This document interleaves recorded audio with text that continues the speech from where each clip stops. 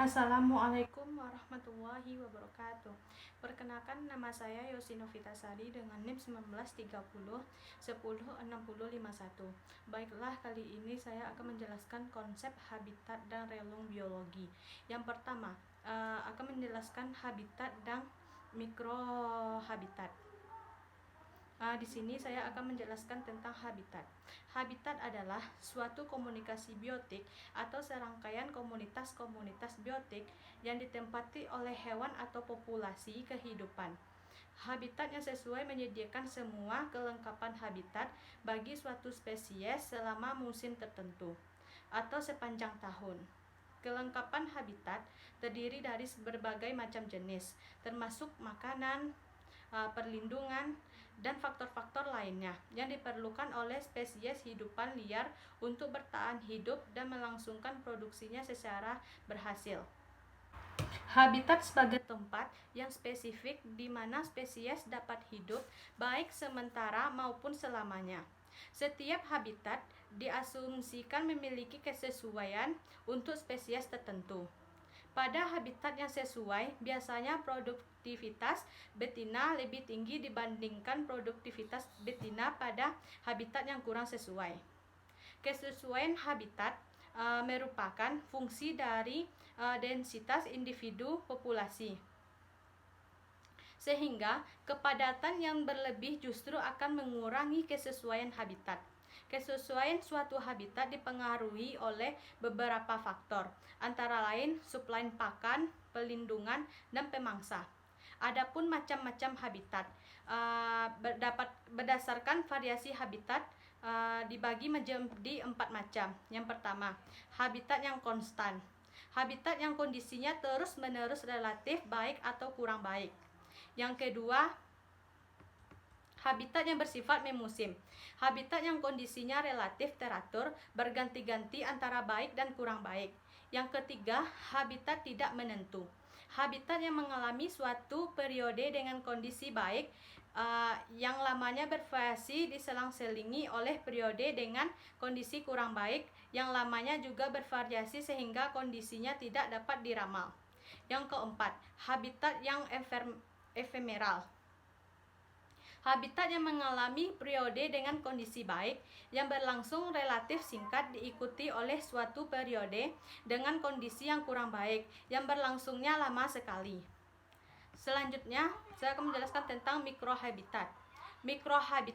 Mikrohabitat merupakan sebagian dari habitat yang luas dapat mempunyai iklim yang berkelainan dari iklim habitat. Di dalam mikrohabitat terdapat komunitas kecil-kecil dan di dalam mikrohabitat tertentu mungkin terdapat mikroorganisme yang tidak ada di tempat lain. Komunitas kecil ini membentuk komunitas hutan. Selanjutnya yaitu relung ekologi, asas evolusi, persaingan dan pemisahan relung.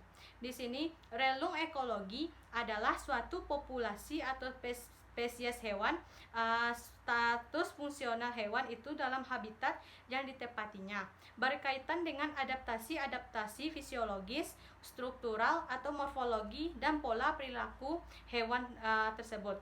Atau relung ekologi merupakan posisi atau status suatu organisme dalam suatu komunitas dan ekosistem tertentu yang merupakan akibat adaptasi struktural, tanggap fisiologis, serta perilaku spesifik organisme itu.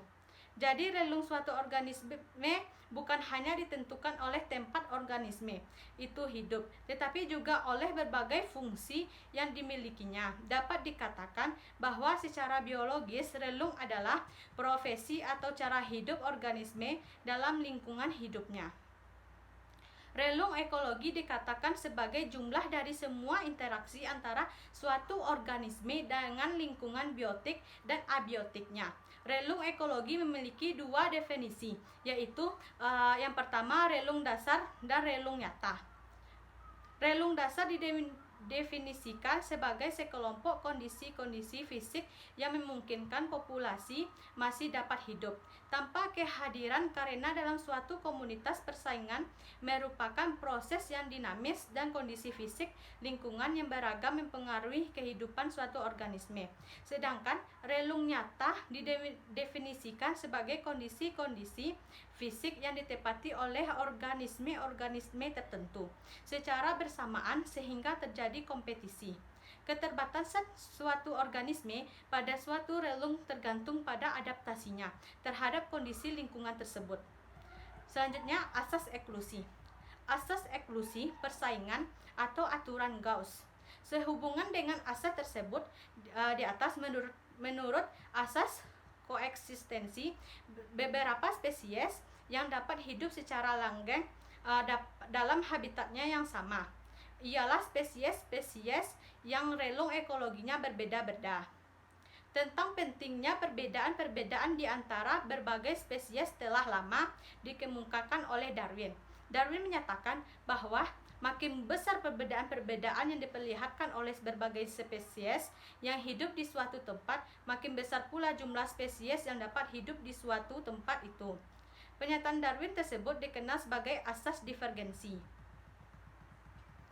Dari uraian tersebut di atas dapat bahwa aspek relung ekologi yang menyangkut dimensi sumber daya, khususnya yang vital untuk pertumbuhan dan perkembangbiakan dari beberapa spesies harus berbeda atau terpisah agar dapat berkoeksistensi dalam habitat yang sama. Perbedaan atau pemisahan. Pemisahan relung itu juga mencakup aspek waktu aktif.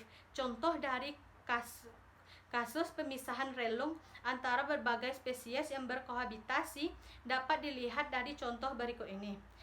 Contoh yaitu serumpun padi dapat menjadi sumber daya berbagai jenis spesies hewan. Selanjutnya, ekivalen ekologi. Secara umum, ekivalen ekologi itu dikenali dari kemiripan-kemiripan yang diperlihatkan hewan-hewan tersebut dalam hal adaptasi morfologis serta pola perilakunya. Sebabnya ialah karena berbagai adaptasi itu adalah tiada lain daripada perangkat atau modal. Kemampuan hewan untuk memanfaatkan sumber daya di dalam lingkungan atau habitatnya. Selanjutnya, pergeseran ciri. Evolusi yang menghasilkan pergeseran ciri pada spesies-spesies hewan dalam keadaan simpantrik mempunyai dua kepentingan adaptif bagi spesies-spesies yang bersangkutan. Yang pertama, karena ciri adaptasi morfologi, misalnya yang nyata bedanya akan menyebabkan terjadinya pemisahan relung ekologi. Sedangkan akan tereduksi. Yang kedua, berbedayaan ciri morfologi. Pemberdayaan ciri morfologi yang menghasilkan pemberdayaan pola perilaku, misalnya perilaku berbiak, akan lebih menjamin terjadinya pemisahan genetik di antara spesies-spesies yang berkerabatan itu bila berkohabitasi, atau menghindari terjadi inbreeding yang tidak menguntungkan. Sekian, terima kasih. Assalamualaikum warahmatullahi wabarakatuh.